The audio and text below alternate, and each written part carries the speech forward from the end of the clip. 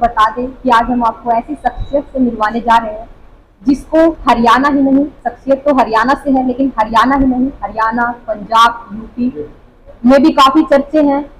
और चर्चे क्यों हैं वो भी हम आपको बताएंगे और उन्हीं की जुबानी से सुनवाएंगे। जी हाँ, हम आज आपको सोनू मालपुरिया, जी हाँ, सोनू मालपुरिया से मिलवाने वाले हैं।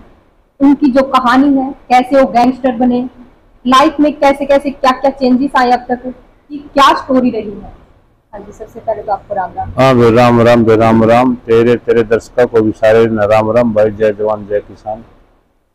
सुनावे के बुझेगी। देखो, आपकी लाइफ में बहुत ज्यादा मोड़ आए हैं और सबसे पहला मोड़ है कि भी आपका जो नाम है, आपके नाम के पीछे गैंगस्टर, गुंडा, ये जैसे नाम लगते हैं। कैसे आपने इस गैंगस्टर वाली दुनिया में कदम रखा, कैसे शुरुआत हुई, क्या आपने मजबूरन रखा या फिर आपकी खुद की मर्जी थी? देखो, कोई भी इंसान बुरा नहीं चाहता, किसी का कुछ हालात बना देते हैं। तो छोटी मोटी बात थी, गांव में एक हो जाती है, एक परिवार में भी हो जाती है। तो मनमुटाव में थोड़ी बात बढ़ गई, आपस में भाई थे बड़े, तो एक हादसा कह लो या फिर उसको हत्या कह लो या रंजिश कह लो। देखो, उस टाइम तो मुझे समझ नहीं थी। हम ऐसी जगह से बिलोंग करते हैं, ऐसी बिरादरी से बिलोंग करते हैं अब जो लड़ाकू किस्म की है। कुछ युवा थे, कुछ हादसे ऐसे हो गए, बस वैसे मोड़ ले लिया जीवन में। फिर वो मोड़ लिया तो एक बार दलदल में फंसे तो फंसे, फिर तो हाथ में पुलिस के रह जाती है। अगर पुलिस सच्चाई, जैसे पहले अंग्रेज राज में होता था, ये जो चौकीदार, नंबरदार, जिनके पीछे दार लगे है ना, ये गांव की हर चीज का ब्यौरा रखते थे। अब तो आप जाओ सरपंच के बातचीत हो जाती है, लेकिन पहले ये दार थे जो सरकार के बनाए हुए होते थे और इनसे पूछते थे गांव की सच्चाई क्या है। और वो नंबरदार, जेलदार, ये चौकीदार, ये कई जो दार थे, ये दार बैठ के ये उनको पुलिस को समझाते थे कि कहानी है ये। तो वो साफ हो जाती थी तस्वीर उसमें कोई। और अंग्रेज शासन में भी ऐसे ही होता था, जो सच्चाई को दूध का दूध, पानी का पानी। लेकिन ये हमारे जो पुलिस व्यवस्था है, इस पुलिस व्यवस्था में अगर सुधार हो जाए तो इसमें बहुत सारे युवा क्रिमिनल होने से बच सकते हैं। क्योंकि हालात, परिस्थितियां गांव में लगा लो आप, या कुछ ऐसी हो जाती हैं, उनको कोई बस वो आन बान शान की मतलब कि बात मान लेते हैं। और जब केस पुलिस के पास जाता है ना, तो अब तो जो गवाह ने लिखवा दिया भाई फलाने फलाने हैं 10 आदमी, मारने वाला एक, तो पुलिस वो 10 को ही बांध देती है और वो जांच अच्छी तरह से नहीं करती। उन्होंने अपना लिपा पोती करनी है भाई, अगले का ज्यादा से ज्यादा नुकसान करना। एक तो अंदर मर गया और एक बंदा अंदर चला गया, उसके साथ 5-7 वैसे बांध दिए।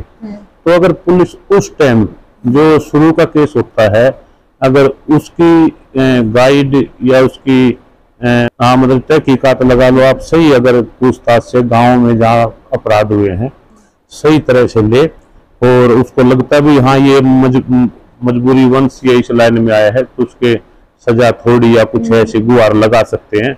लेकिन ऐसा पुलिस नहीं करती। पुलिस को अपने पास से जो भी तथ्य आते हैं, जो भी गुहा बताता है, ये पहले तो बंद हो गया। पहले तो एक लुगाई लड़की मरती थी और गोशे दे नाले कंधा देने वाले भी पकड़े जाते थे, लेकिन उसका विरोध हुआ। हमारे कानूनों में बहुत खामियां है और सबसे ज्यादा खामियां तो हमारे विचारों में है। अगर हम, पुलिस वाले भी हमारे परिवार से ही हैं, वो कोई बाहर से तो आए नहीं है। अगर वो थोड़ा सा मतलब कि बच्चे को जो भी केस मिल जाता है उसकी गाइडेंस ठीक कर दे, तो उसमें काफी सुधार आ सकता है समाज में भी और युवाओं में भी। और जो ये गैंगस्टर है, कोई गैंगस्टर माँ के पेट से कोई नहीं पैदा होता, इन्हें हालात बनाती है। और रही बात गुड़िया प्रसिद्धि की, आप कह रहे हो कोई जगह जानते मेरे को बाहर 9-10 देशों में बाहर भी जानते हैं मेरे को, मेरे साथ जुड़ भी रहे हैं फोनों से। लेकिन ठीक आदमी की हम इन चीजों से ठोकरें खाई है, ठोकरें खाना से हमने सीखा है। ज्ञान तो देखो जूस तूफान का तो हमारे खानदान में नहीं था, मेरी भी पूरी फैमिली एजुकेटेड है, अफसर लाइन में है, तो हम इधर मुड़ गए और परिवार उधर चला गया। लगभग बैकग्राउंड भी अच्छा है, सभी सरकारी पदों पे लगभग, और आप इस लाइन में आए तो आपको कैसा लगा कि भाई हाँ नाम के पीछे गैंगस्टर लगना, ये मन में थोड़ा बहुत विचार? देखो उस टाइम तो हमें गैंगस्टर कह लेते, बदमाश कह लेते, डाकू कह लेते, चोर कह लेते, अपने को तो कोई फर्क पड़ने वाला नहीं था। लेकिन जो आदमी जेल में जाते हैं ना, वो सीखते बहुत कुछ है, उनको ज्ञान होता है समाज का। जो चीजें पुलिस का तो एक डर ही होता है, जेल का भी एक डर होता है, अगर उस डर से आगे बात चली जाती है ना तो फिर वो उसके लिए कोई जेल नहीं, कोई पुलिस नहीं, और उसका डर ऐसे निकल जाता है, वो फिर अपना गैंगस्टर बन जाता है। अगर हमें कोई संभालने वाला समझाने वाला होता ना, तो कई बार शुरू में मेरे को एक दो ने झूठे केस में भी फंसवाया, पार्टीबाजी में, तो कई तरह की परेशानी आई परिवार को भी, तो फिर आदमी पुलिस से भी कटने लग जाता है। जो पुलिस की छवि है वो एक मतलब कागजों में तो एक पुलिस है, लेकिन एक क्रिमिनल टाइप की हो रही है। अगर देखो आपने तो इतना टाइम बिताया कहीं ना कहीं, तो पुलिस की छवि का भी आपको कहीं ना कहीं अच्छे से देखने को रूबरू भी हुए उस चीज से। हाँ, बस पुलिस पहले ही पड़ाव पुलिस है, जब हम इसमें घुसते हैं पहला पड़ाव ही पुलिस है, दूसरा जेल है, तीसरा फिर न्यायालय है। अब तक कितने केस हुए और कितनी जेलों में आप गए हो?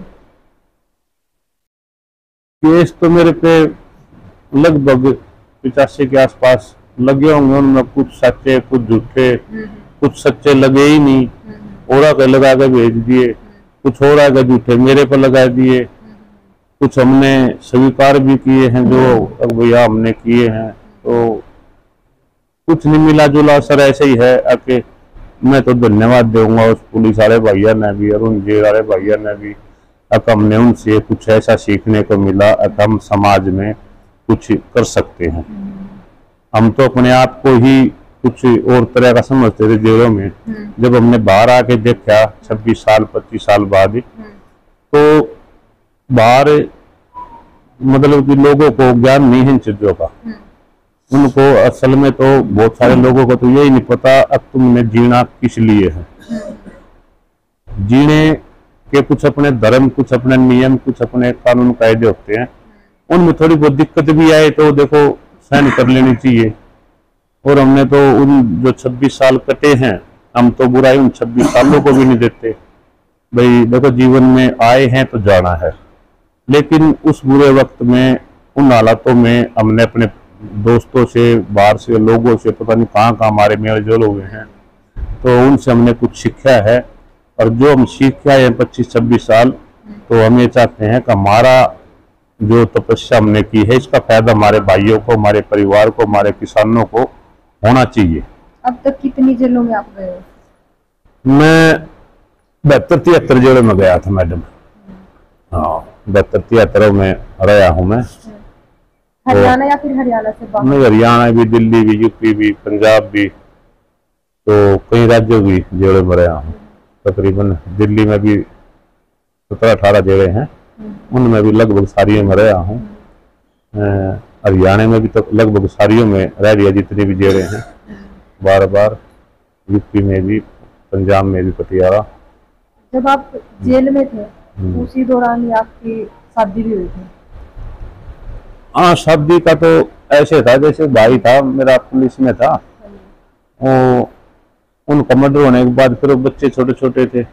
अब उनको तो क्या पता, उनको तो बच्चों को तो जो जैसे लाड कर लेगा वही मार वही बाप, तो और क्या फर्क होता है। तो हमने तो फिर यही सोचा कि हम अपना जीवन जीवन तो किसी अच्छे के लिए, और छतरी पर भी हमारा यही था। मान ले हम अपने स्वाद में मजे लेंदे, किसी और नई शादी करते और हमारे बेटे भतीजे परिवार दुखी होता, तो उसमें मतलब हमारी शोभा नहीं थी। तो आपने सोचा था ऐसा कि भाई मेरी शादी हो गई, ऐसा कुछ? शादी का तो मैं तो जीने की नहीं सोच रहा था, शादी की तो बहुत दूर की बात है। अपनी तो उम्मीद, हम तो जिस दिन चले थे ना, हम उसी दिन से अपने आप को मार के चले थे, और हमने जीने के लिए हम चले ही नहीं थे। हमने तो ये है कि आत्महत्या करने से पैंडा छूट जाएगा हमारा। तो कोई है डर के आगे जीत है। जब डर को हमने पार किया तो कुछ भी नहीं था, नॉर्मल था सारा सौदा। बस एक सीमा होती है डर की, प्रेशर की भी एक सीमा होती है। अगर आप उस सीमा से बाहर निकल जाओगे तो फट जाएगी वो चीज। तो डर की भी एक ऐसी चीज होती है, जब एक डर से निकल जाता है तो उसके लिए मौत इतनी अहम नहीं रखती, ना कोई ऐसी अहमियत नहीं रखती भाई, मतलब कि उसको उस चीज से डर लगता हो। देखिए आपकी वो लाइफ और अब की लाइफ बिल्कुल बदल चुकी है। उस लाइफ में और इस लाइफ में कितना क्या अंतर है। आप देखो कहीं ना कहीं आजकल का जो युवा है, अगर उसे थोड़ा सा भी कुछ कह दे तो वो भड़क जाता है, और कहीं ना कहीं ये चुनता है कि भाई इसने मेरे को ये बात बोल कैसे दी, और वो गलत रास्ता भी अपना लेता है। ऐसा देखो, जो मुझे गैंगस्टर कहा ना, ये गैंगस्टर तो दिया है पुलिस ने और अखबार न्यूज वालों ने, ये तो नाम मेरा दिया हुआ है आप लोगों का। और जो ये मेरी पहचान है, मैं आके अपना काम कर रहा हूँ, ये है मेरा नाम, मेरी पहचान। जब अब आप गैंगस्टर बोलती हो भाई, और पता नहीं दुर्दांतर, हत्यारा, मतलब खलनायक, क्या क्या नाम होते हैं, तो सारे नाम, लेकिन वो नाम हमने खुद नहीं लिया ना, मेरे परिवार ने रखा। वो नाम समाज ने दिया है, उसमें मुख्य भूमिका पुलिस की और दूसरी फिर प्रेस की। तो मैं तो नो है कि आप लोगों को जो न्यूज देगा, आपने तो न्यूज चलाने से मतलब है, क्योंकि आपका काम ही ये है, काम पुलिस का है। जो हमारी पहली स्टेज है ना इस लाइन की, हमें सबसे ज्यादा सुधार पुलिस में चाहिए। लेकिन पुलिस में क्या हो रहा है, भाई आदेश है SHO साहब के, भाई आदेश है DSP साहब के, भाई आदेश है SP साहब के। आदमी की सच्चाई नहीं देखी जाती, आदेश देखे जाते, आदेश किसके हैं।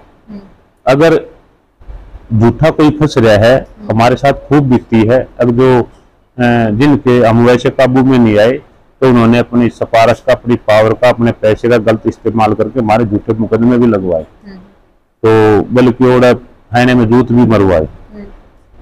तो जब एक आदमी ऐसे ही अफसरों से पूछ के करेगा ना, अब ये देख लो, ये जो अपने कांस्टेबल भाई हैं, मुंशी हैं, थानेदार हैं, जो चालान बनाते हैं, इनकी एजुकेशन 10वीं 12वीं है।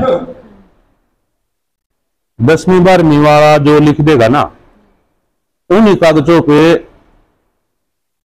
सुप्रीम कोर्ट के वकील भी उन्हीं कागजों पे लड़ते हैं। एक जो 10 महीने वाले ने कागज बना दिए, और पूरी लॉ लाइन है जो supreme court, high court, district court, SDM court से लग जाओ आप, यहां से दूर तक उन कागजों पर बहस होगी जो उस 10वीं 12वीं वाले ने लिख दिए। मतलब कई खामियां तो हमारे कानून में यही बुराई आ जाती है।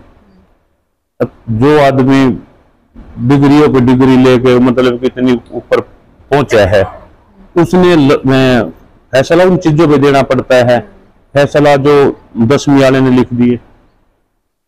एक 10वीं पास की डॉक्यूमेंट्स बनाए हुए मैं, उसमें जज और सारे वकील सुप्रीम कोर्ट तक उन्हीं कागजों पे लड़ते चले जाते हैं। सुनो जी, आपकी बात काट रहा हूँ मैं। हाल ही ताजा मामला है पानीपत से, जो एक कांस्टेबल है, इसने कहा कि प्रशासन में ही कमी है, जिसकी वजह से मैं नौकरी छोड़ रहा हूँ। पुलिस प्रशासन में है, और SP का बयान आता है कि ये मानसिक इसकी हालत ठीक नहीं है।